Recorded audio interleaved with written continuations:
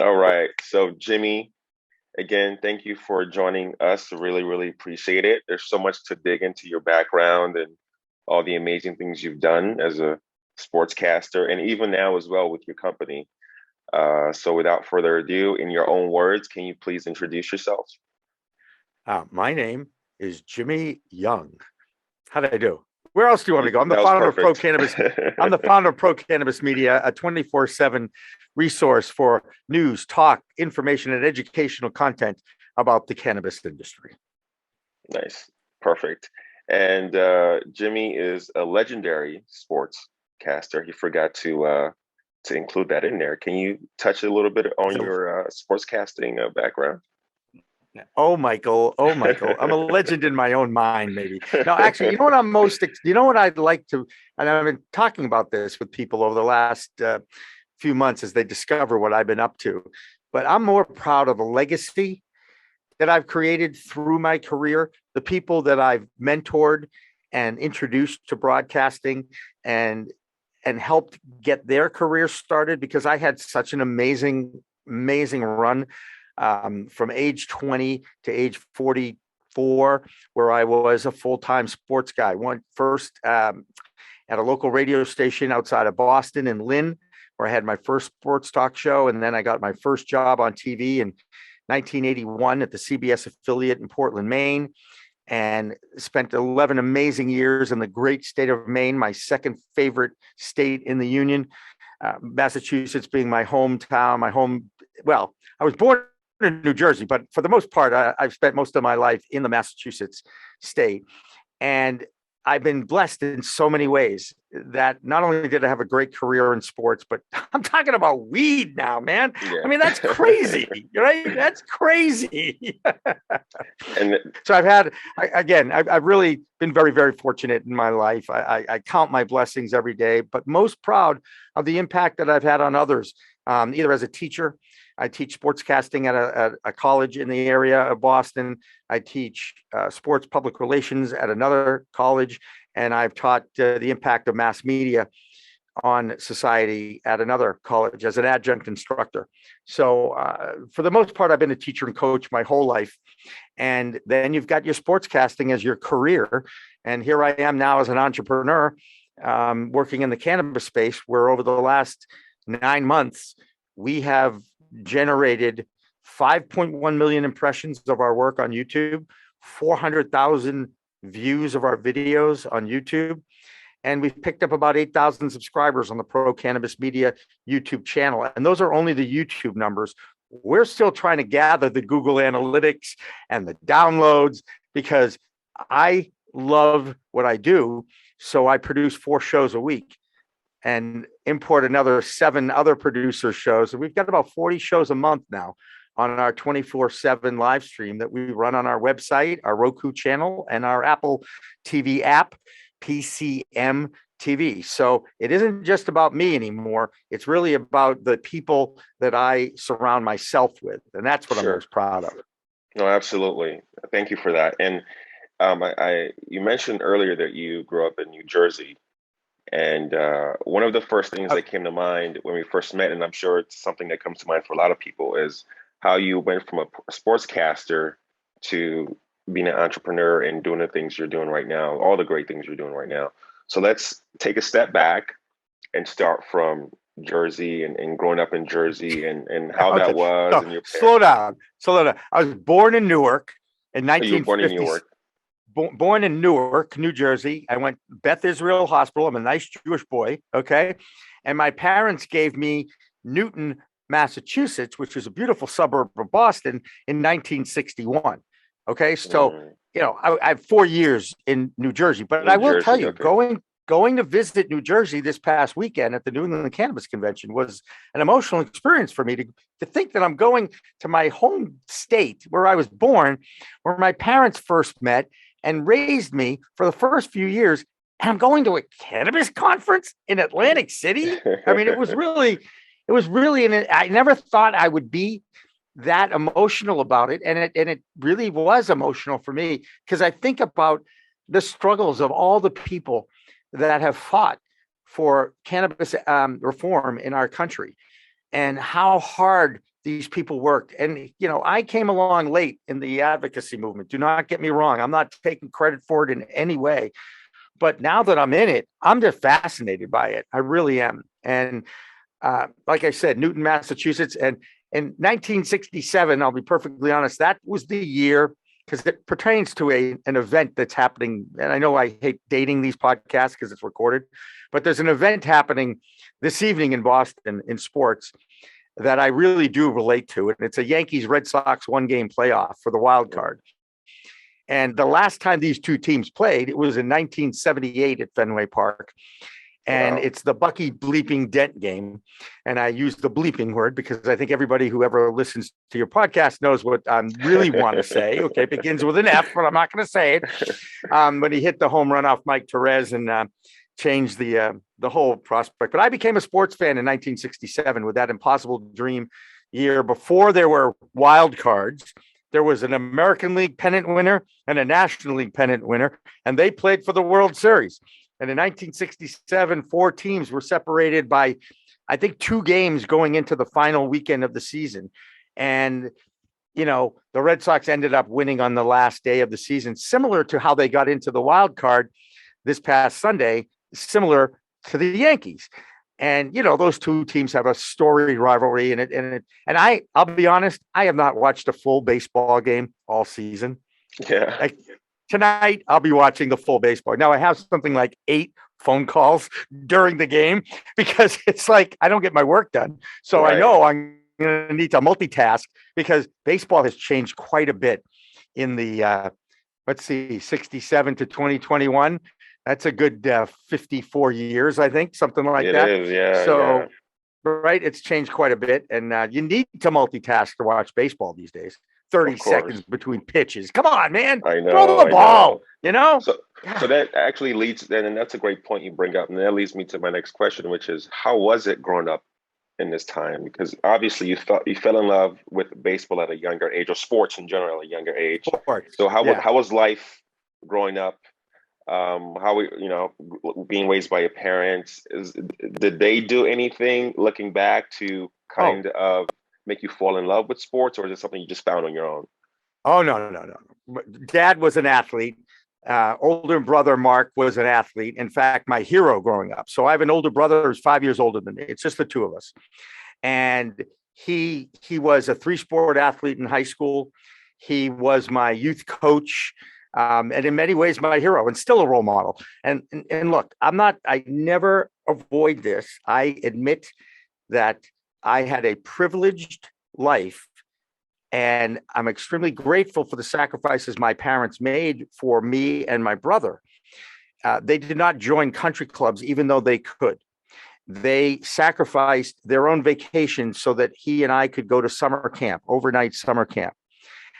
They always did things. They gave up things in their lives so that me and my brother could have a great life. And I'll never forget that. So, they were all sports fans. Dad was a minor league, was my first minor league coach growing up. And then I went on to Little League fame and Babe Ruth fame. Pitched a Little League no-hitter when I was 12. Yeah, I peaked athletically probably around 14. And then I had my first injury. And then, to be honest with you, the rest of my life has been riddled with injuries. I have the worst arthritis. I mean, if you visually, my hands, you see how crooked all my hands are? It's really gnarly. They're gross. Sorry, I just grossed out your audience. No, you're fine. You're fine. But it's arthritis, and I have arthritis throughout my body, and I suffer with chronic pain, and it's why I qualified for a medical marijuana card in 2013. When I walked into the doctor's office, he goes, "Well, tell me about why you think you need to have a medical card." And I go, "Do I need to say more?" And I showed him my fingers, and he goes, "Nope, you got it. There you go. See you later." So, I kind of fast forwarded through the broadcast career in the high school and went to Tufts University. By the way, Tufts University is a very nice, prestigious school outside of Boston. My dad was class of 45. My brother was class of 74. My sister-in-law class of 76. I'm class of 79. Their daughter, Emily, was class of 2003. So we have 3 generations of jumbos. Yes, the mascot of the Tufts University School is Jumbo the Elephant, donated by P.T. Barnum in 1865. Yes, P.T. Wow. Barnum. Yeah. And in fact, if I move my camera, do you see the elephant right there with the T on it? There he Yes, I is. do. Yeah. It's a mini jumbo, if you will, next to my Emmy Award. Anyway, that's really my life story. I mean, I started playing sports when I was 5, 6 years old because brother Mark was doing it, and then I followed in his footsteps as much as I possibly could, and played some college soccer, and continued to play baseball through my Babe Ruth years, and then focused on soccer and became a coach and started coaching soccer when I was 15 years old. I remember Mom having to drive me to the games that I was coaching the youth of Newton, Massachusetts during that time, and ended up, continuing that because I love working with young people. Still do. In fact, that's probably one of the first things I'm going to do once I'm able to free myself up from being an entrepreneur and start volunteering as a youth soccer coach again, because when the air changes, and I know you're in sunny California where it's the same season every day, in Massachusetts we have 4 distinct seasons, and the fall air has finally settled in. In fact, tonight at Fenway Park, it's going to be overcast, it's going to be cool, it's going to be in the 50s, and it's baseball weather. It's autumn baseball weather, and that's the beautiful thing of being in Massachusetts is you really do get 4 distinct seasons. Unfortunately, one of them is winter, and as you get old, it's really a pain in the ass. No, So I've heard that a lot, actually. yeah, well, we're looking for rentals in Florida. If anybody's listening and wants to find me, I'm looking for a monthly rental in either January or February this year, so we can be those what do they call it, the snow bunnies, I think is what they call them, when people from the north come down to the south for the Hmm. winter. So I'm signing up for that right now. Yeah. So when you touched on college earlier, so when you were in college, what did you where was your head at? Were you kind of committed already to being in sports? Were you thinking about other possibilities? Were you fully committed to um, again, like I said earlier, being in sports? Or were you, what was your So head during I got college? I got you. I got you. So I thought I was going to be a teacher and coach, a high school social studies teacher and a soccer coach for the rest of my life. Really? Spend my Wow. summers at boys' summer camp coaching and being a counselor. They were the most influential people in my life at that time. I'm talking about coaches other than my older brother, Mark, but he too was a coach. So that's what I thought I would do. My junior year, I played varsity as a sophomore, and I was slated to start as a junior, and I ripped up my ankle for the second time in 5 years. And I mean, tore ligaments. And I was pretty devastated because I really kept that dream of, if I work harder than anybody, I bet I could make the US national team. And, even though I was a D3 athlete, I was fairly competent at a young age, and I always felt like I knew. And I was playing, I made varsity as a 19-year-old. And by the way, I just want to say, Michael, I weighed 165 as a varsity soccer player in 1976. I weigh 168 now. Okay. So for the record, I've been very happy about that. That's a So great thing. yeah, you know what? You know what Ricardo Montalban knows? Hey, you look marvelous, right? I want to make sure I keep that. I look marvelous. So a friend of mine who started Tufts University Television, it was an on-campus television channel, asked me, he was doing a season preview. And of course, having Jimmy Young injured was a big impact on the future of that team. Please, whatever. He interviewed me and he said, well, what are you going to do now that you have all this free time? And I said, I'll be honest with you, I don't know. I have 3 courses this fall because I cleared my schedule so I could play soccer and go on the road and not worry about it. And he said, well, how'd you like to produce sports at Channel 4 in Boston? And I went, what are you talking about? I don't know anything about television production. He goes, no, you know sports. I go, you're damn right I know sports. Well, you get college credit to watch sports on TV. And I said, ooh, sign me up for that. I like Uh, that gig, right? Then I realized it was 12 to 12 every Saturday and Sunday, noon to midnight, wow. 24 hours. Now, Michael, I worked for the first African American sportscaster in Boston. His name was Jimmy Myers. He's still a good friend of mine. In fact, one of the first people to call me during COVID to make sure I was okay. Okay, tells you the Wow. kind of relationship we've had over the years. In fact, you could make a case that Jimmy Myers and Jimmy Young are truly twin brothers, different mothers, which was the name of our Wow. Wow. podcast, which is available on YouTube, but it hasn't been, we haven't done one in probably 6 years. And I love the guy. He, needless to say, is my mentor, big influence on my life, taught me a lot about people. And this was time, by the way, the 70s in Boston was the time of busing, forced busing. It was not a time that whites and blacks actually got along very well. And I met my brother, okay? Not my blood brother, but my twin brother. You know what I'm Sure. saying? And then I said, you know what? I'm going to give this sports production, sports casting thing a gig. Let's just see what happens. And I became the sports director at Tufts for the Tufts television channel. I did play-by-play of the basketball team and the football team and the soccer games. And I graduated college with about 50 games of play-by-play experience, and then parlayed that into a job with a local radio station outside of Boston. I was a sales guy during the week, but I did sports and a sports talk show on the weekends. So when you're 22, 23 years old, you're an idiot. You're going to work 7 days a week, and you're going to, pursue your livelihood during the week, and then you're going to pursue your dream on the weekends or at night, right? And that's what I was able to do. And unfortunately, about a year in, about 18 months in, that radio station had a fire, and they laid everybody off, including the sales team and the broadcast team, both me, see you later.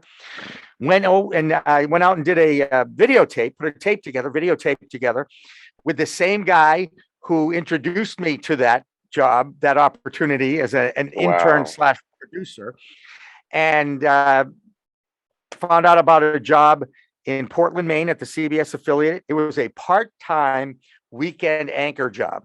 Okay. It paid $27.50 a show. Really? No hourly wage. It was a union shop. That was the talent fee. So every time you appeared on camera, you got $27.50. And I got the job. By the way, nobody gets the first job that they apply for in television. Okay. And I did. And that's amazing. And then moved to Portland, Maine. Now, you got to realize sometimes I got to do 3 shows on a weekend. They didn't even do an 11 o'clock sports cast on Sunday nights, the busiest night in sport. They just didn't do it. It was 1981. All right. So that's how I started. I did substitute teaching during the week to supplement when I wasn't filling in for another $27.50 a show. Wow. Okay. When my boss, the late Frank Fixeris, passed away, he really was a great influence on me about how to treat people professionally and with respect. So I got the broadcast bug from Jimmy Myers, my mentor in Boston, who ended up working at WOR in New York in the 80s. And I got how to treat people right from Frank, my first boss. So great tutelage, if you will, cut my teeth, paying my dues. 6 months later, I did get a full-time job, just for the record. And then ultimately became the 11 o'clock anchor. But I got to travel to Super Bowls, World Series, NCAA finals, College World Series, spring training. It was really an amazing. And if you're a sports fan, to get paid to go watch and talk about sports on TV is a pretty good gig. You're not going to make a lot of money unless you're top, right? But at that time, local news was a lot more established than where it is now. Audiences have slipped. People are losing their jobs because the audiences are slipped, which means, they're just not, there isn't as much money to go around for the production anymore. So it was a great opportunity. I took advantage of it. I was in Portland, Maine from 1981 to 1992. And then I found out about this 24-hour regional CNN that was starting in Boston called New England Cable News. And my career goal had always been, I want to come back to my hometown of Boston and prove that I can do a sports cast on the TV and fill in on radio or whatever, but on TV as well as anybody in the market. And I got that. So what made you have that chip on your shoulder? Was there a reason for that? Yeah, you're looking looking at back. it, man. I was, you know what? Um, the reason was I believed in myself. And it took me quite a few years to be comfortable on camera and become myself. And when I Mm, teach young people now about it, I say, I mimicked the person or the people that I respected in the business. It's easier to mimic someone than to actually be comfortable enough. It takes time, it's experiential mm, learning. So you really do have to go through it over and over and over and over again. So I was up there and I, just kept doing it. And then they had this opportunity at this new channel. It was like I said, a regional 24-hour news channel for New England. And they called New England cable news at the time the talk of New England. Remind me why I call myself the Pro.Cannabis.Media is the talk of the cannabis industry. Okay. I like that. I No, like that. no original ideas No anymore. We just recycle them. So I got my job in Boston. Now you got to realize you're going from the 72nd market in the country. There's about 220 of them. And you're going to, at the time, Boston was I think they were the 8th largest market in the country. But you weren't going to a network affiliate. You were going to a cable channel startup. So I took a $20,000 cut and pay to fulfill my career goal and come back to Boston to be a host of my own show, which was why I did it. Plus, they offered overtime, which I knew I would end up making more than I made in Portland, Maine. So I came back, had my own show for 6 years, and we rode the wave of a startup in the cable TV industry back from 92 to 98 full time when I my second 3-year contract ran out. And I'm sure you're going to ask me why I left at some point. But that was Absolutely. the Sports World with Jimmy Young was my show. We did a 90-minute live talk show and wrap-up show every Saturday and Sunday, 10:30 to midnight. Again, if you're in sports, get used to long hours. Get Mm, used to 2 a.m. go to bed time, 10 a.m. wake up time. Okay. wow. Uh, Wednesday through Sunday for 25 years. Okay. So it was not conducive to the 2 marriages that failed that I was involved with, okay, in the 80s and the 90s. But again, other factors involved and all that neat stuff. Sure. But I left in 98 because I was doing the sports talk show for kids that I had co-founded and produced and also worked with the kids on how to be on camera talent. And that earned me that trophy back there, the Emmy, which is Sure. a talk show Emmy in the sports special category in Boston, which is one of the more competitive categories in any major market because, network affiliate channels tend to have more budgets, better equipment, what have you, and usually put together 1 or 2 sports specials a year. And that was the special kid show that we did with a former quarterback of the New England Patriots called Drew Bledsoe. I don't know if you remember Drew Bledsoe. Yeah, I do. I do. And Yeah. Jimmy, can you give me 1 second? I just got a emergency text message, so I need to just call this number really quick if you don't Oh, mind. cool. Well, first of all, I hope everything's okay, but just hit pause on the record or just Sure. keep it Yeah, going I'll and do you'll that. edit it later, right? Okay, Yes, go. yes, yes. Give me Go one ahead. second. Thank you. No problem.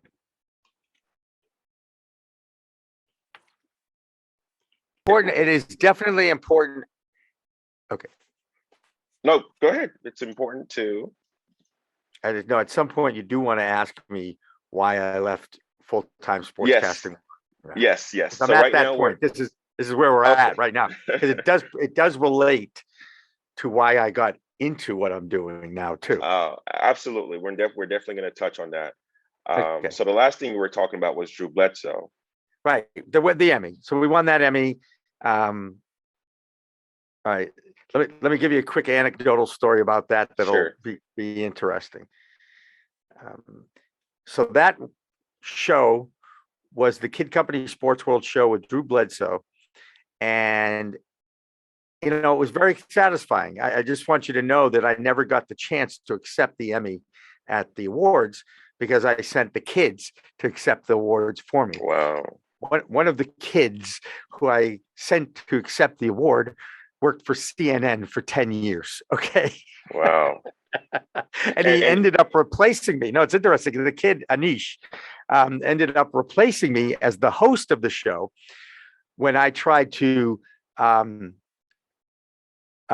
had a friend who was interested in taking it and syndicating it nationally, and I made a deal with the woman, the co-founder, and she accepted it one day, and then the next day ended up saying, instead of accepting it, we're going to let you go, change the name of the show, and we're going to put Anisha on as your host. So I wow. learned a valuable lesson of making sure you get everything in writing. Okay. And that being said, 6 months later, that show disappeared. So, but Anish did a great thing, and he went off through a CNN after went to Harvard.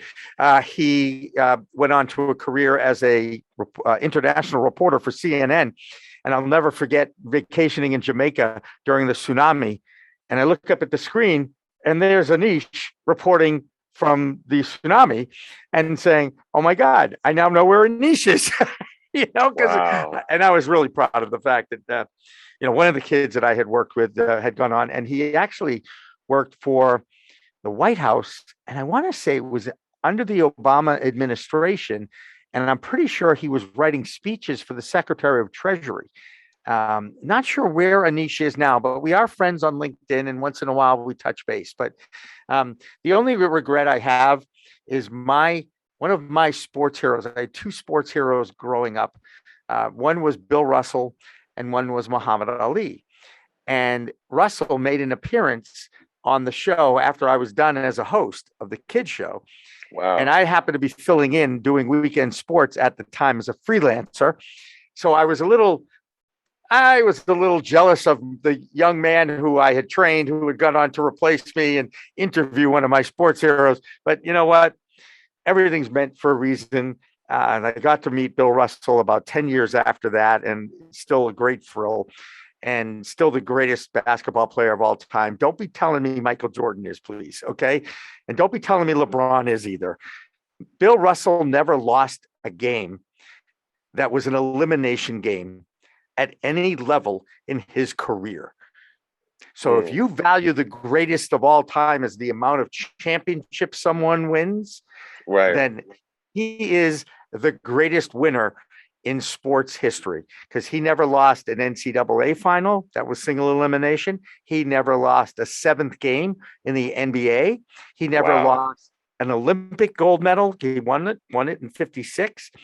And, he just got inducted as a coach in the Basketball Hall of Fame. And you think about how many of the greats have made it as both a coach and as a player, and he really is the greatest of all time. And I'll argue against any Chicago Bull fan ever, or LeBron James fan. And I have a lot of respect for LeBron too. A lot of people don't like him, but I actually do, because he is truly a five-tool player and a five-tool man, and has done Right. so much for community. And I definitely like what he's done with his success. A lot of people don't, but I'm in his corner. So That's anyway, good. That's good. what you got to do, Michael. Get me off on a sports tangent. Yeah. I go.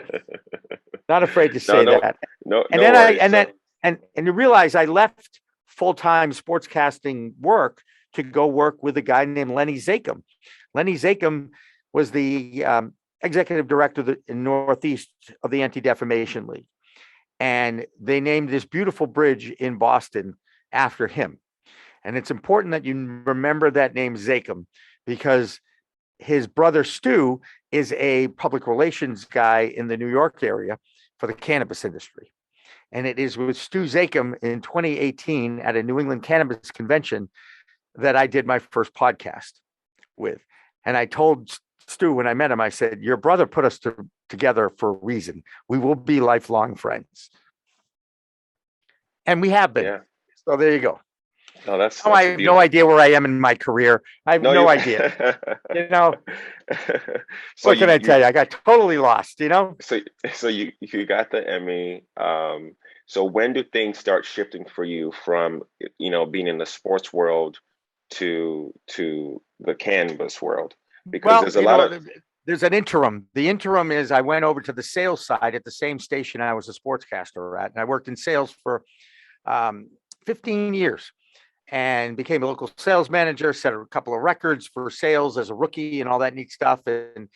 Um, and then when I became a sales manager, I realized that I wasn't sure I wanted to be in management. What a shock, right? I need to be out with the people, right? Mm. So I went back, I went and followed, I went over to the Boston Globe, which, as you know, is a very premier newspaper in the Boston area. And you're probably saying, how did he go from TV and digital media to print? Well, at the time, Boston Globe was diversifying into digital media. And the guy who hired me and I had a great conversation at my interview because I had a vision. I thought I knew where media was going, and it was going right into the digital space. Print was becoming, dinosaur.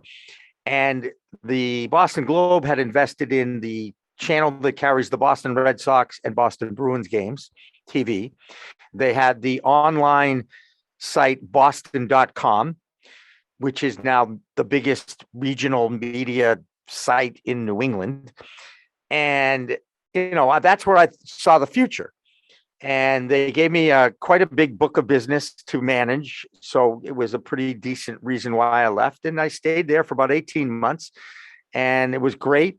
And then the entrepreneurial bug started to scratch a little bit. They laid off something like 750 people at one point, and I volunteered to be laid off at that point and said, I want to start my own company.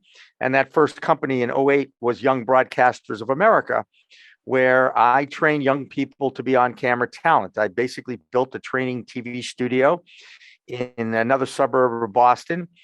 And we started teaching 10 to 18-year-olds how to host their own shows, how to be better public speakers, how to actually talk to each other instead of text each other. And then, of course, I brought in adults for the young kids, the young broadcasters to interview. And Young Broadcasters of America live streamed 1,500 hours of live programming with just kids for 5 years. And we had a decent following. We trained over a couple of hundred kids through there. We ran summer camps. And we also earned another Emmy nomination for a production that we created called K Sports New England, which was really a sports magazine show hosted by two teenagers. And they would introduce all the high school stories, interesting high school sports stars. So it was a magazine show for kids, about kids in sports. And we placed that on the channel that the Boston Globe Media owned, that New England Sports Network, NESN. And, it was a nice feather in the cap. I'm actually more proud of the nomination we got, to be honest, than the trophy I won, just because it proved that not only could I do Emmy award-winning production, but I could also teach kids how to do Emmy award-winning production. So, right. And think about that. Think about that, Michael. We were live streaming in 08, 9, 10, and 11 before people even knew what live streaming was. And we had a call in over the radio, over the air. 4,000 or 5,000 watt AM radio stations carried this show. It was a sports talk show for kids. And we took a camera, put it in the studio, and live streamed the whole thing onto my website in 09. Really? And that was in 09? Yep. In 09. Early adapters, man. And I'll tell you, I worked with we went from live stream to Ustream to Justin.tv, which became Twitch. You know how big Twitch is now? Absolutely, Twitch. yeah. It's the gaming site, right? I mean, and it's really funny because now my content is on Twitch too. Pro.Cannabis.Media has a channel on Twitch as well. And like I said, it's how did that go from there to getting into weed? And it really started in March of 2018 when another friend of mine who built a podcast aggregation network called CLNS.Media, and that still exists. And he encouraged me to do a podcast on cannabis. And I was like, what's a podcast? It's like I wasn't even sure. And then he said, yeah, it's an interview show. It's an audio file. Oh, okay, I can handle that. Where's my cassette recorder and microphone? Because that's the last time I did audio interviews. Like my first audio interview was with a guy named John Havlicek, the great Hall of Fame basketball player for the Celtics. So I go down on March 18th. That's when I met Stu Zakem, was at that trade show. He did one of my first podcasts, and I said, your brother put us together for a reason. And that this whole Pro.Cannabis.Media venture started with a In the Weeds with Jimmy Young podcast with Stu Zakem. Wow. Yeah. So all the, sorry, go ahead. So it's what goes around comes around. I mean, Boston's is a small city. It's not like New York. It's not like LA. And it's got a storied history, obviously. And, I was just very fortunate, again, to be surrounded by good people who give me suggestions so I can get out and do what I do best, which is talk to people, get good, interviews with them and tell good stories. And then here I am, 3 years later, and now we're live streaming as Pro.Cannabis.Media. 4 shows. I do 4 shows a week. We have 7 other producers. We have a live show with Sherry Tutkus, the Green Nurse, every morning at 8 a.m. Eastern. We're live with Sherry Tutkus and for 8 to 8:30, and she's a really, really cool woman, registered nurse, understands the cannabis space, breast cancer survivor. Actually, I think she's a cancer survivor, not sure about which body part. So let me rephrase that. But she's awesome, and that's on our air. We also do a live show that's on right now as we record this called the Jazz Cabbage Cafe that is produced out of Michigan by the executive director of Normal in Michigan. His name is Rick Thompson, and he's one of the contributors to our weekly news show that we call We Talk News, and he does the Michigan Report. And then we do our own news show every Friday at noon that live streams. That's a wrap up of the national scene and all the state correspondents who call in their reports. And I'm always looking for good talent. I found a California correspondent, still looking for Arizona, and I'm looking for Colorado and Washington and Oregon. We have Michigan. We're in talks with somebody from Pennsylvania. I'm in talks with somebody from Ohio. We have DC. I'm still looking for someone in New Jersey. We have Vermont. I'm looking for someone in Maine. So we're going to continue to grow this, and we're going to do it through webinars. We're going to go to market now with another former broadcast comrade of mine with a lot more network experience than I have. His name's Josh Binswanger. I hope I didn't jinx it because he still hasn't made up his mind. Okay. But he's better than 50-50. So I'm just hoping that he says yes, and we can launch these webinars. At this point, I may have to launch them with or without him because I don't want to wait any longer. Of course. But the point is, these transferable oral communication skills that all broadcasters have, how to host your own show, how to do an interview, how to use your voice to be a more effective communicator and public speaker, how to be a better presenter. All this stuff is part of these workshops that I created with Young Broadcasters of America that I'm now going to apply to the plus 21 crowd as I look for more talent and to train people to be their own multimedia journalists, their own multimedia producers of their own shows. Right. And yes, Michael, you already qualify to be a Canacaster because you're already doing it. And that's the most important thing. There are plenty of others out there that are podcasters and what have you. But I really want to make sure that I continue to give back my skill set to others so that they can enjoy the type of success and fun that I've had during my career. Absolutely. Absolutely. I love that. There's something so you were touching on the fact earlier, when you got introduced to cannabis by the gentleman asking you to do the show, correct?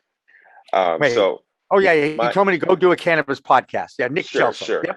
Sure. So my question to you is, obviously cannabis has always been around in the 60s, 70s, 80s, it's always been around.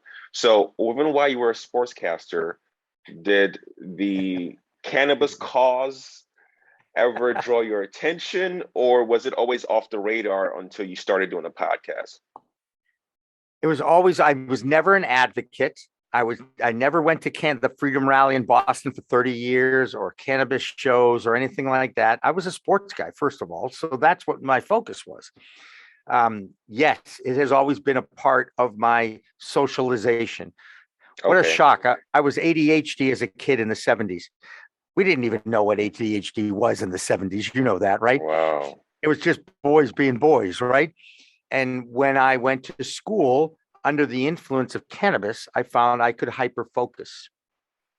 And it managed to get me Mm. better grades and get me into a very good college. Okay. So, and we didn't know what we were doing. We were just being kids, right? And I used it at a 1971. I was 14 years old. It was the first time I was introduced to cannabis. And I was getting, back then the drinking age was 18. And when you're a teenager, you're under a lot of peer pressure to drink alcohol and beer. You want to act Absolutely. like an adult, right? Well, I would get sick after 3 beers and I would get abuse from my friends. They'd say, well, you can't hold your beer. What the hell's the matter with you, young? Right? Hey, what's the matter with you? Hold your beer, man. Like, whatever I try, I'm like, I find out as an adult that I'm allergic to hops. And I haven't had a beer in 30 Really? years. Yeah, I have not had a beer in 30 years. Wow. Once I figured out I was allergic to hops, I was like, well, that explains a few things because okay, I'm not going to be able to drink beer. So do I move over to the hard stuff, which I didn't like at all, or do I start smoking weed, which I enjoyed, and I could hyper focus and I could Wow. pass my driver's test under the influence. Probably not something I'm very proud of, but it was definitely in my system that day. Okay. Of course, of course. And my late mom didn't know because she was in the back seat. You know what I'm saying? Wow. You were sneaky, huh? Yeah, I was a bit of a rebel. I was definitely someone. I definitely was a challenge as a child, a bit of a rebel. Like I said, all the pressure was off me because my older brother was the perfect one and the firstborn, and the magna cum laude graduate from college who went on to be a lawyer and marry his college sweetheart and create two beautiful children, my nephew and niece, who have had their own successes, and now they all live within 10 minutes of each other in the greater Washington, D.C. area in the Chevy Chase, Maryland. Okay, So, okay. like I said, I've been blessed, Michael. Of course, of course, of course. And so at this point, you're doing the you start doing a podcast, right? Yep. If you remember, at what point you started that in 2018, at Yep. what point did you fully commit to the fact that, look, cannabis has a bad rap, or at least the government tries to paint it with a bad rap, but it's actually a lot of beneficial uses for a lot of people, especially medicinal. Right. So at what point were you starting to realize these things and, started diving further into it? Well, inquiring minds want to know. I've always been someone who likes to talk to people and ask good Okay. questions. And by the way, as an interviewer, you can have a set of talk topics you want to talk about, but the most important thing as an interviewer is to listen to the person you're talking to and think of a question. Maybe you take a quick note or something like that, Right. just to remind, hey, you were talking about this before. Can you go back to that and explain a little bit more? Those are the Right. most important things. A good interview is a good conversation.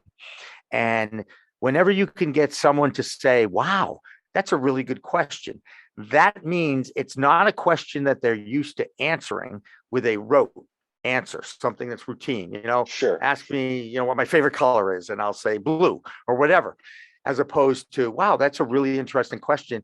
What that basically means is I've got to actually think about what I'm going to say before I say it. It's a delay mechanism that we all have. Mm. And it also is a tremendous form of respect as an interviewer.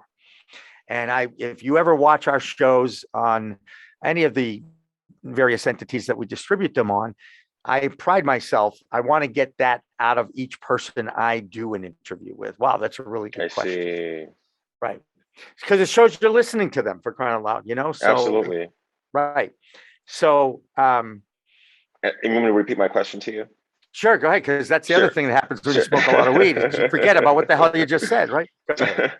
My question to you was, at what point after 2018 did you start taking the I, benefits of cannabis seriously and wanting to pursue well, it further? I've always had a respect for the plant.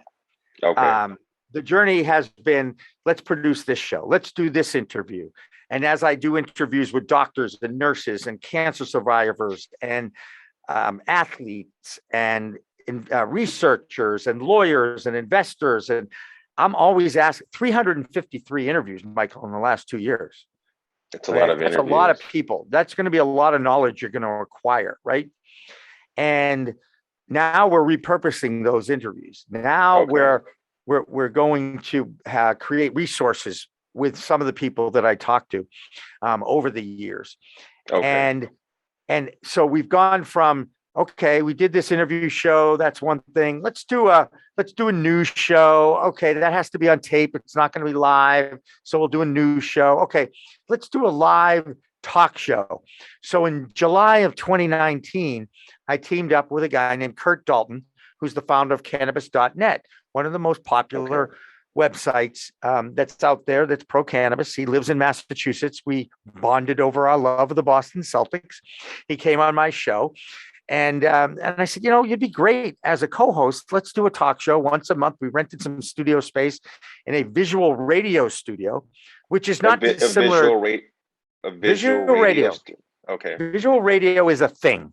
Okay. It's more of a thing in Europe than it is here in the United States, but more and more radio stations are finally figuring out that if they put a camera in the studio and they live stream it, they can create twice the content. Something I learned years ago. Okay.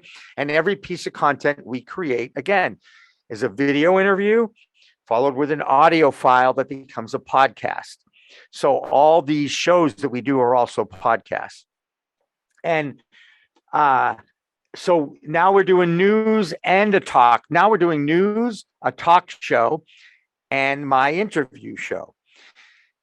Now we do it once a month. We've had, oh, by the way, on We Talk Live, which is what it was called, we had Steve D'Angelo on announcing the Last Prisoner Project. We had Tommy Chong on talking about what he's up to. We had Bruce Linton on, the founder of Canopy Growth. We had the founder of Legal Seafoods talking about their campaign about 420. They did a very clever spin on 420 and used a series of commercials talking about our fish are getting high on omega-3s, and cute things like that. It was very, very clever. And so we had the CEO on of Legal Seafoods, who was an old family friend. And we had some really cool talk shows. It was only once a month, so it was relatively easy to get really good guests. Kurt had been covering cannabis for 6-7 years, so his Rolodex and his contacts were deeper than mine. And we were doing this once a month until March of 2020, when the pandemic hit, right? Mm-hmm. Right. So between March 2018 and March 2019, that second New England Cannabis Convention, we put together a set that looked very similar to the backdrop behind me. And we did 19 hours of live interviews from the floor of the New England Cannabis Convention. At that time, the company was called Cannabis.Media Network. And we had 53 interviews over 19 hours. Every half hour was a different crew. I had other people doing interviews, including some of my former young broadcasters who are now beautiful 25-year-old females and males that were comfortable on camera and doing interviews. So, I recruited some people I knew, and we did all these interviews. And then about a month after that, a friend of mine who discovered us at that show, his name was Jason Wolf. He was the vice president of Entercom Radio at the time, running the WEI operation out of Boston that was the number 1 sports radio station at the time. And he says, "What are you doing?" He says, "I'm doing talk about cannabis. I do a news show and I do." And he goes, "Oh, that's so cool. I want to talk to you." He comes to the office a month later and he says, "I just bought the URL Pro.Cannabis.Media. Do you want it?" And I looked around at the other 2 people that were working with us at the time, and I said, "You guys like that?" They go, "Yeah." And I go, yeah, okay, we're buying it. And we became Pro.Cannabis.Media. And that was June 2019. And we became an LLC. And then let's jump ahead now, March 2020, pandemic time, right? My buddy Kurt from Cannabis.net, I saw him once a month. That what are we going to do? What do we do? Why don't we do a news show? We do it on Zoom. I'll do some news stories. You comment on it. We'll go back and forth, see where that goes. Started doing it every week and started to pick up some momentum. And then the fall, we decided to try and do 3 2-hour talk shows, Mondays, Wednesdays, and Fridays. We called the show Cannabis Chat. And on Friday, we called it Green Rush Live, the business of cannabis. 3 2-hour live shows that we were doing on Twitch. Because I had heard that Twitch was an interactive website and said, maybe this is the answer. Let's do that. Let's give it a shot. Technically, we could do it. We did it. We didn't necessarily rent office space. We just kind of pirated empty offices in the building I'm in because, after all, it was the pandemic and nobody was going anywhere, right? Happened to be empty. So we set up the trade show booth. We do all this stuff. We're in there. And gosh, I got to tell you, so September, October, November, December, that was 6 hours a week live. And I was 63 last year.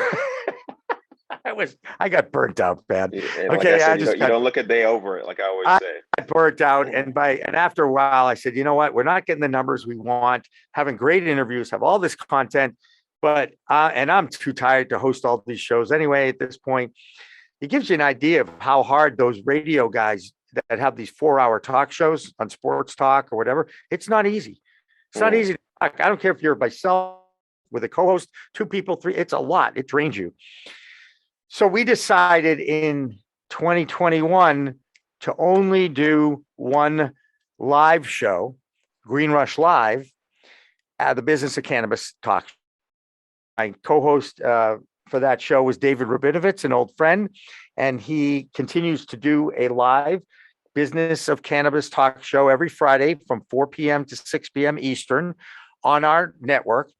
And we focus on the issues of the day in the cannabis industry. And we've had tremendous guests from the CEO of Weed Maps, Chris Beals. WM Technology has come on with us recently. Bruce Linton, Steve D'Angelo. We've had a lot of Andrew D'Angelo, a lot of the biggest names. And now I get to apologize because if you hear any drilling going on, they're doing some construction downstairs. So I apologize for that. No problem.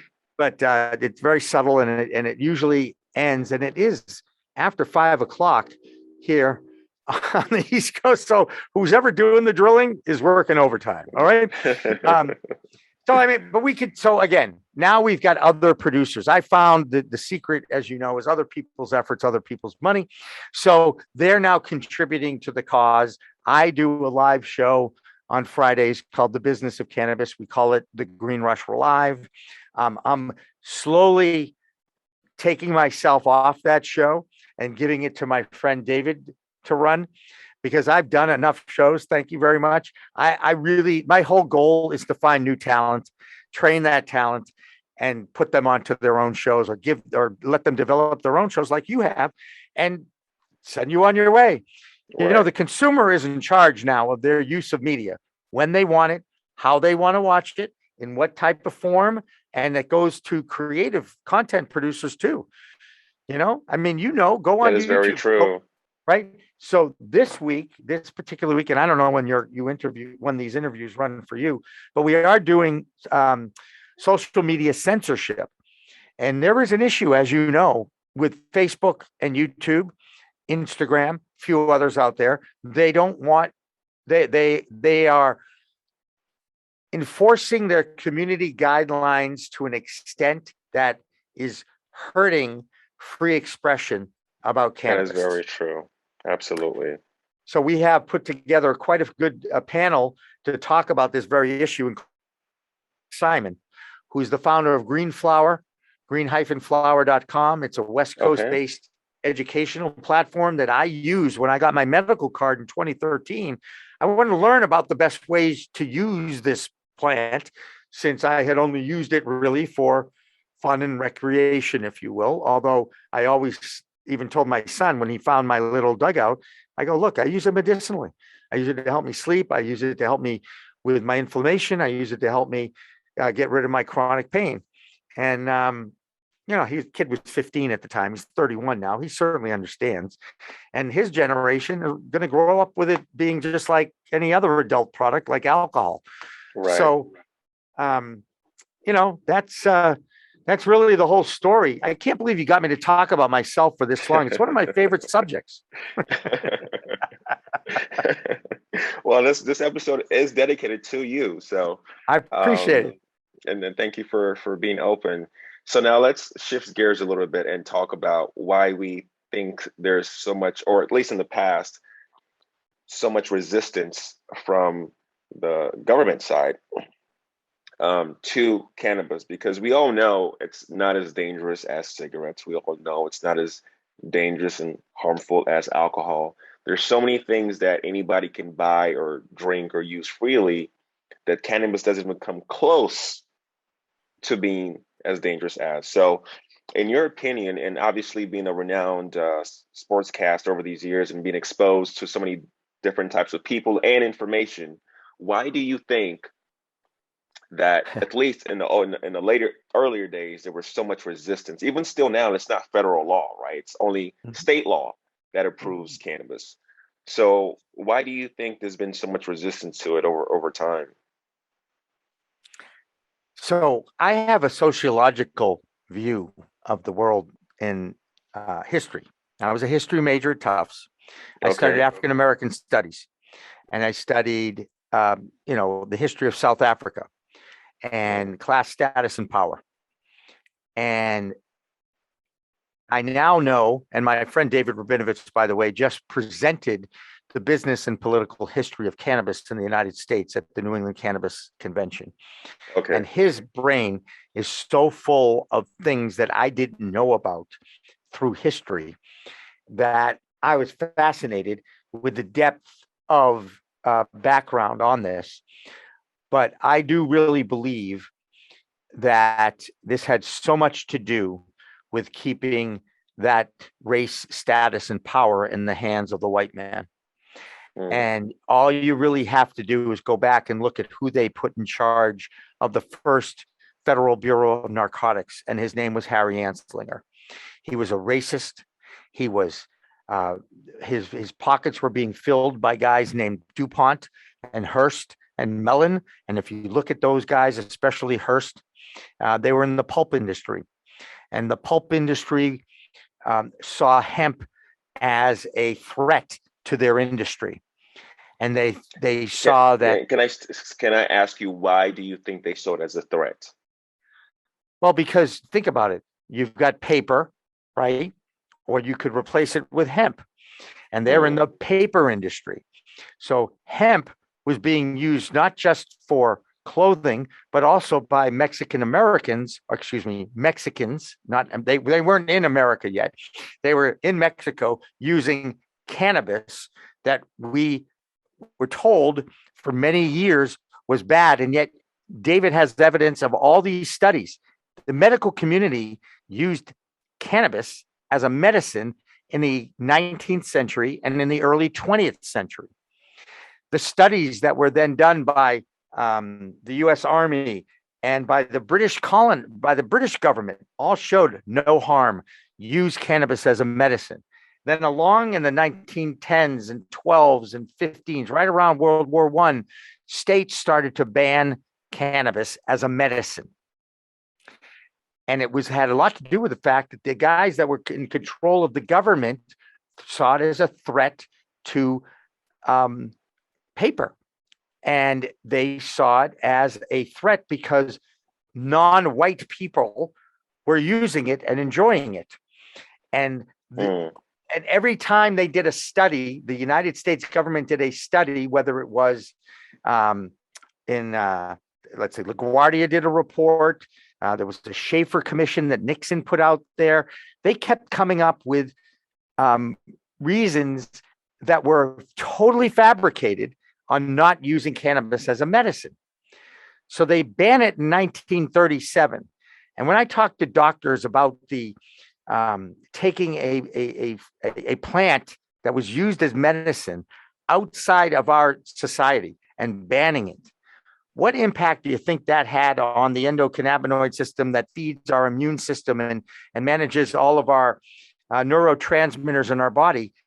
What if they never took cannabis out as a medicine and it remained in our society in the 1920s and 30s and 40s and 50s and 60s and 70s and 80s? Do you really think we'd have as much cancer as we have now? Do you really think that we would have as much autism and all these other things that are neuro-generated diseases?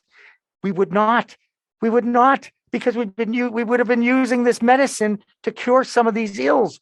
But instead, we ban it and call it evil and produce a movie called Reefer Madness that was funded by the federal government to say it's evil. You can't do this anymore. Then along comes a guy named Timothy Leary, who was a professor at Harvard University, gets busted for weed at the Mexican border. I don't know if you knew this, but the Supreme Court actually threw out the 1937 Hemp Act in 1969 because they said it was unconstitutional, because it was all based on a tax on cannabis, a high tax on cannabis. And Leary said, if I admit that I had cannabis, I'd be incriminating myself. So he actually got the Supreme Court to agree that the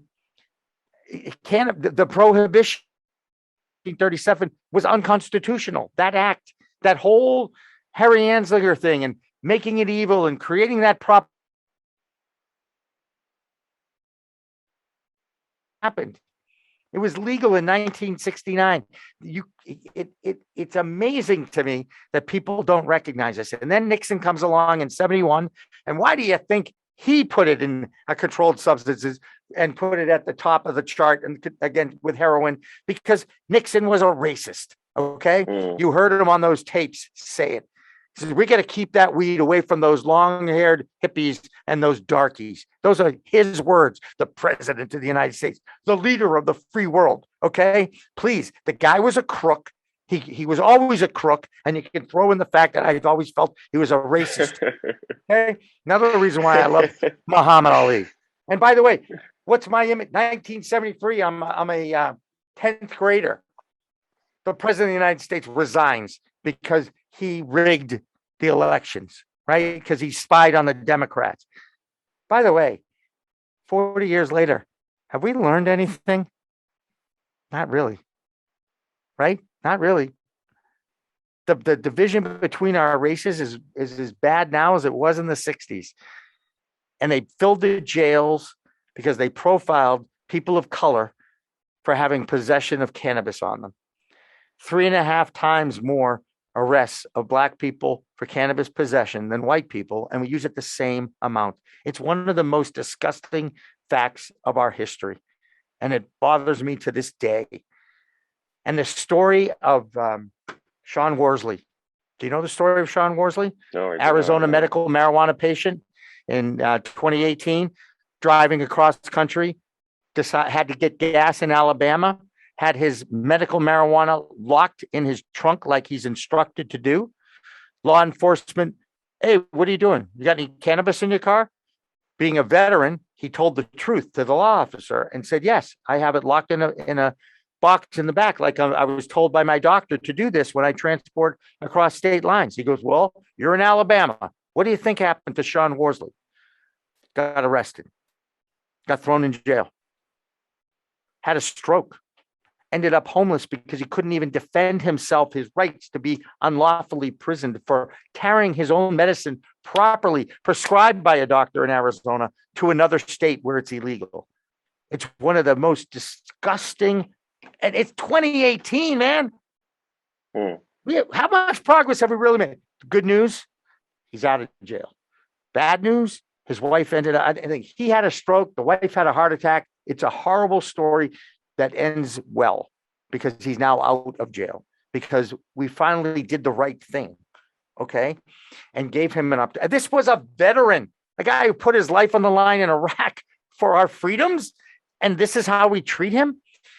Great documentary, just got released by PBS, public broadcasting and Nova. produced by a woman named Sarah Holt. Did an interview with her a couple of weeks ago. It's available on YouTube. It's called The Cannabis Question. Watch it. It will, well, first of all, it's a great story on where we're at right now. It's a very balanced piece of journalism. It has a medicinal angle to it for sure, but it tells his story. And I'm so glad that was part of it, because this isn't about a drug or adult use recreational. It's a plant medicine that God put on this earth for us so that we can improve our immune systems and we can enhance our lives if used responsibly. And I preach that all the time. You got to learn how to use it right in order for it to be most effective. And trust me, even someone who feels like he's as knowledgeable about this product as I am, sometimes has a whoops moment and takes 2 5-milligram chunks of edible, and they were 25 milligram. So I ended up with 50 milligrams. And the good thing is it was an extremely uncomfortable experience, but I got through it. I lived to tell the story. I did lose a day of work a couple of weeks ago. Okay, I'll admit it.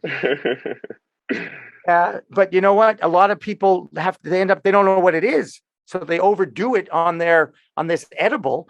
And again, this is why education is so important, Michael. It's so important. And even someone who thinks he knows a lot, 353 interviews later, I think I do, but where I still am human.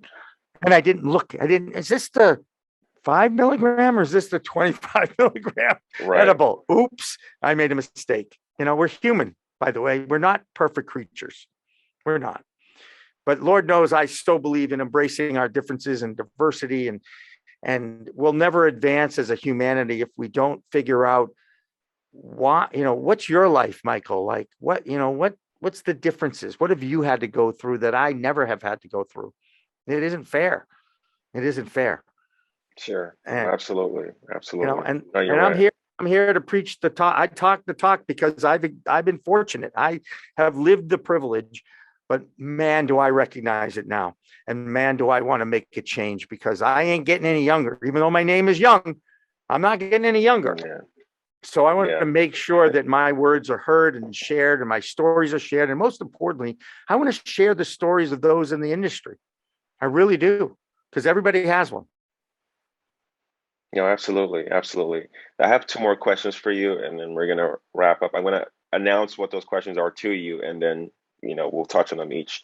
The first one is, where do you see the marijuana industry or the cannabis industry going? / what's your hope for the future? That's the first question. Okay, you want one at a time? You want to hit them both of me at once? So that's actually one question. That's a 2-part question. It's one question. So where do you see it going? What is your hope? And then my second question to you is life advice. You've experienced a lot. You've been through a lot. You've done a lot. I want us to end the podcast with your words of wisdom for everybody listening. So the first question is, it's so funny you say that. I'm laughing because I give life advice to men all the time, especially young men.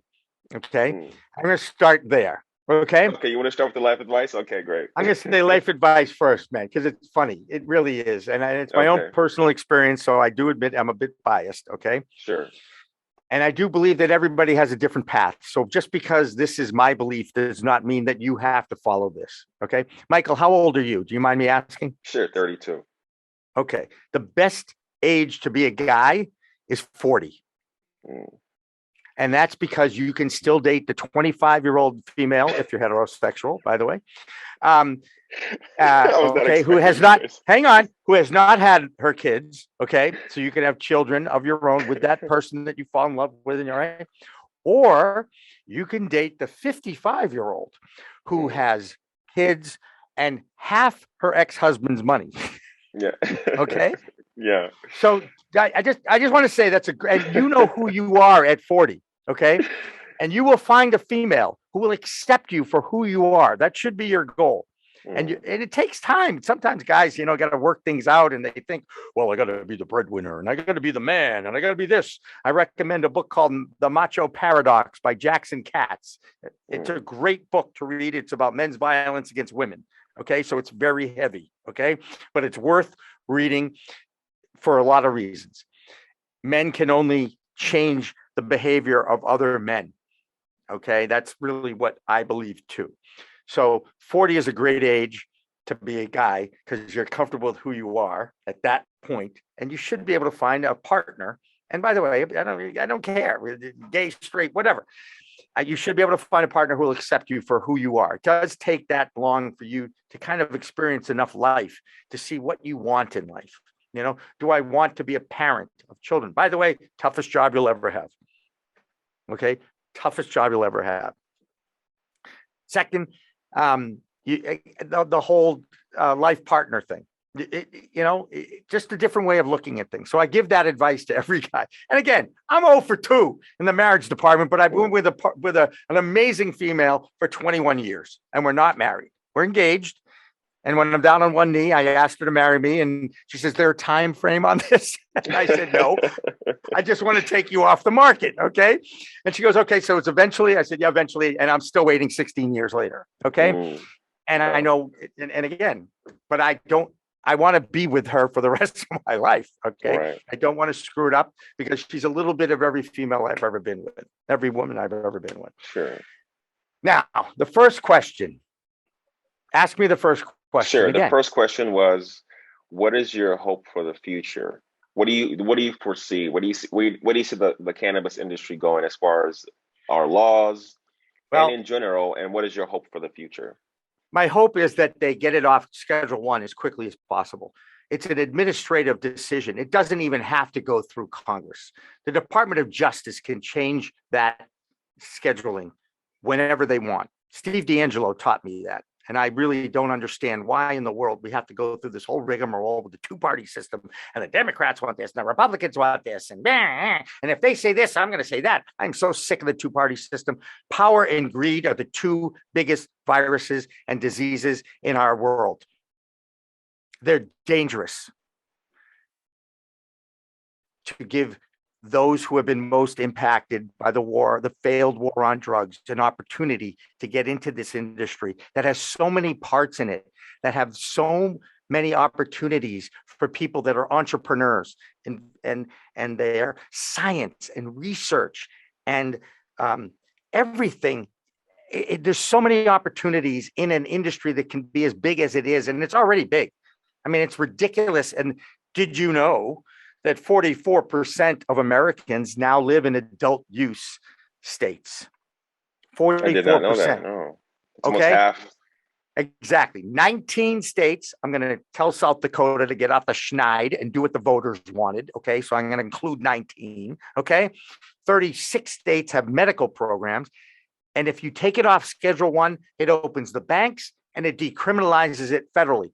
Then stay the freak out of cannabis, federal government. Let the states do what they want.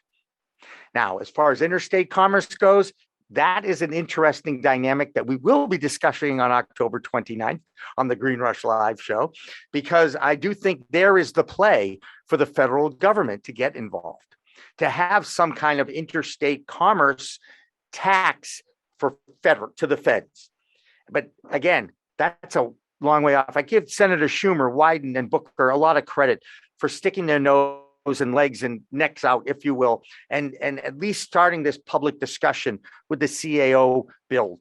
And now they've gotten impact from the public, and they've gotten feedback from the industry. And now they might be able to actually work out a way to get some kind of reform going.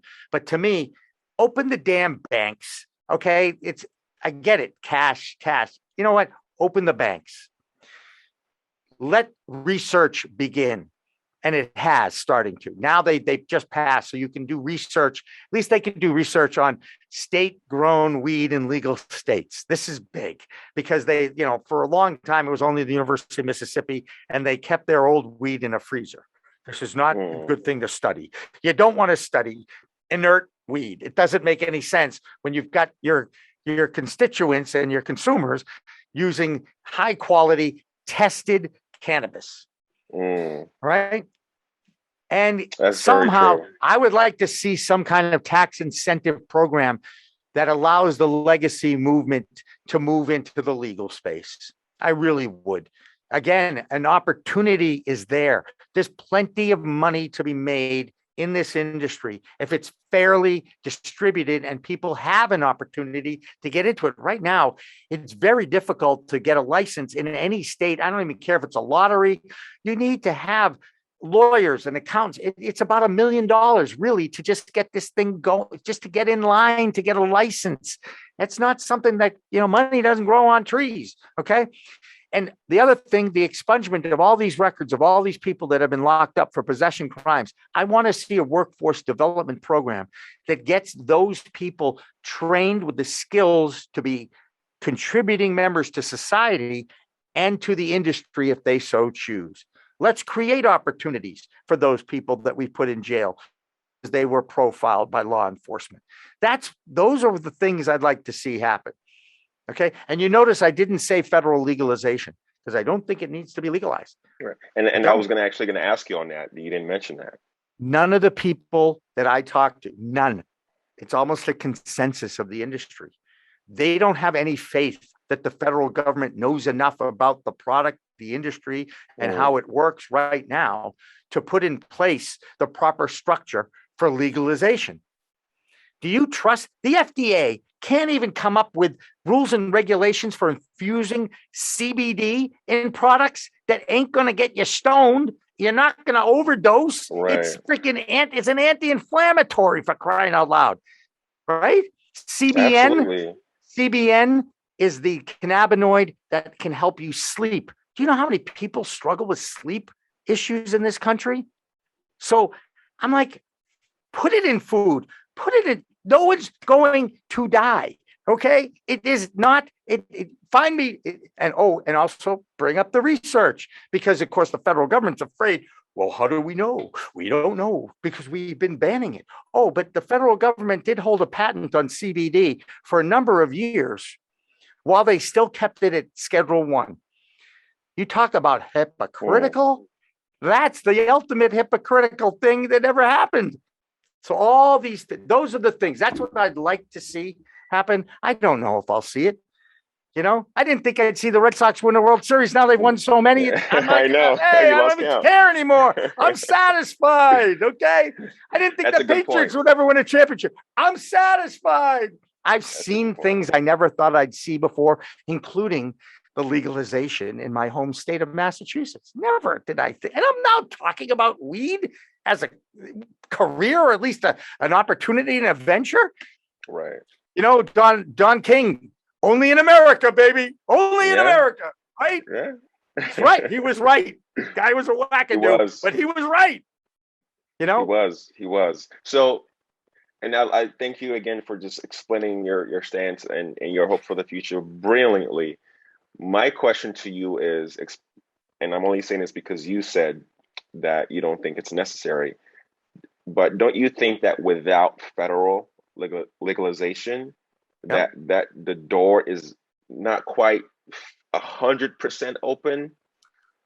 So if you can take what I just put out there as a immediate goal, a short-term goal, that will allow the research and the studies to at least evolve so that in 10 years time, 20 years time, when the federal government finally has the right people, okay, and it has nothing to do with political party here, it has to do with the right people in place to make the right decisions, then legalize it.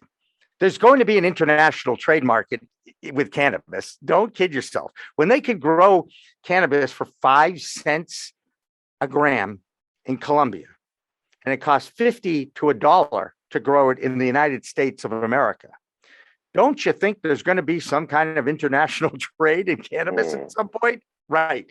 So we're still so early. Think about how long it's taking just to open the first dispensary in the states that voted it in a few years ago, right? Massachusetts voted in adult use in 2016. They voted medical in, well, it started 2013 because I think they voted it in 2012 and I think they started the next year. Got to check my facts on that. But, it takes time. And Massachusetts started with 2 dispensaries in 2018. and now they're close to about 160. And it's still only 2021. So that's 5 years after the vote. And they haven't reached saturation yet in the state. And there is a saturation number. I think Commissioner Hoffman, I think he had something like 250. So, we're more than halfway to what he thinks will be saturation in the Massachusetts market. And by the way, the cost per pound in Massachusetts for wholesale cannabis is $4,400. California, I know they've got some issues there. I think it's between $600 and $900 per pound in California. So there's a little supply and demand going on, and that's why that interstate commerce thing has to be worked out before you move towards open market. Right. But and I don't know how long I'm going to live, and you're going to whatever. live forever, Jimmy. You're going to live forever. Thank you. Forever young. Hey, there you go. We'll see about that. But I will say, no matter what happens, I've had an incredible life. My friends know this about me, that I'm extremely happy where I am right now, and no matter what happens in the future, I die a very happy man. I've impacted.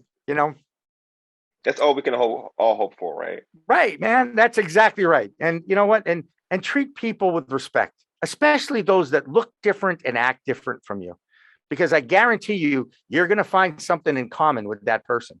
And I don't know about you, Michael, but there's plenty of times where 20 years ago, 30 years ago, when I would break the law on a regular basis because I smell weed. I'm going to walk around here. Check it out. There's a couple of people. I have no idea who they are, but they're smoking weed. Hey, got a room for an old fart who wants a hit? Yeah, come on over, man. It brings people together. It really does. People you don't know. It's something you have in common with someone. That's all. That's what you need to find. Instead of, we're different, so I want to stay away from you. Come on. That's not right. That's not right. Hate is a taught activity. People teach hate. Love is natural. Right? Love is natural. I love that. Right? Hate is a taught activity. Love is natural. So we need more love and less hate, right? Absolutely, 100%. And I need a win for the Red Sox because I hate the Yankees. On that note, thank you so much for joining the podcast. Please, how can listeners find you, and how can they support you? Either through YouTube, through your website. Yes, please, all of the above. Subscribe to the newsletter. It's like, share, and subscribe. Please follow us on Pro.Cannabis.Media.com. Go to our YouTube channel. If you have Roku, add the channel as a streaming channel on your platform. If you have Apple TV, it's under the apps section, PCM TV. And you know what the best part is? If you subscribe to our content, a lot of my friends understand this so well. The mute button works on me really well. Okay. And a lot of my friends enjoy being able to mute me whenever they want. Yeah. So, Michael, you've allowed me way more time than most people. So thank you for that. And you're in my book of life as far as I'm concerned. Anything I can do for you, just call. No, I appreciate that. Thank you so much, Jimmy. I appreciate you. And honestly, I'd love to have you back. I think it'll be great to establish a reoccurring role for you, either me on your podcast or you here, where we can, when news comes up that we want to discuss or get our thoughts out on, we can hop on each other's podcasts and talk. Sounds like a plan. Never met a guy I never wanted to talk to. I always love it. Thank you so much for giving me this opportunity. No, thank you, Jimmy. And until next time.